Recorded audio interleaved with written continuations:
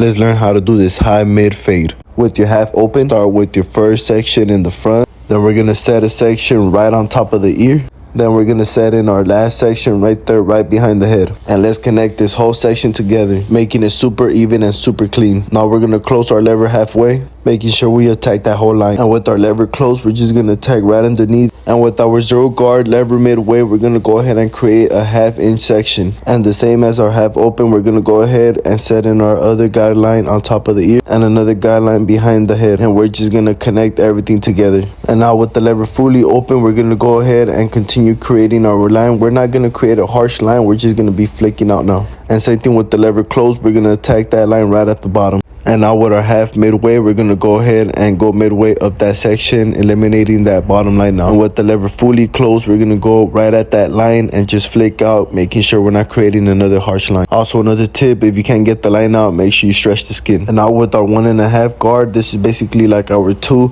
We're gonna go ahead and flick out, making sure we're not creating a harsh line. Getting all the dark spots that we see, we're gonna go back in there and detail with our zero guard until we get rid of all the dark spots. I love to use my thinning shears because I know that it will just smooth out my whole entire fade. Making sure you only cut the hair that's sticking out of the comb and you're not laying the comb flat. If you want to detail just a little bit more, use clip over comb technique. This technique will help you out so much. Same thing with the lineup. You want to hit him with the flyest lineup in the city so he could come back and he could refer you to other people. And he did want the white chalk because he said he likes the way it blends in after I use the razor. And shout out to everybody who supports my barber razor. This is my barber razor. I also have my own texture powder. Shout out to anybody who shows me love. May God bless you and your beautiful family. I hope that he fulfills your heart with a lot of abundance and prosperity. And I pray that this video could help you out so much. Here we're using the enhancement. I also have my own enhancement. If you would like to buy my enhancement, make sure you guys check out my website. Making sure you stretch the skin really tight. You see my blue finger right there stretching the skin. This is the most satisfying part of the haircut.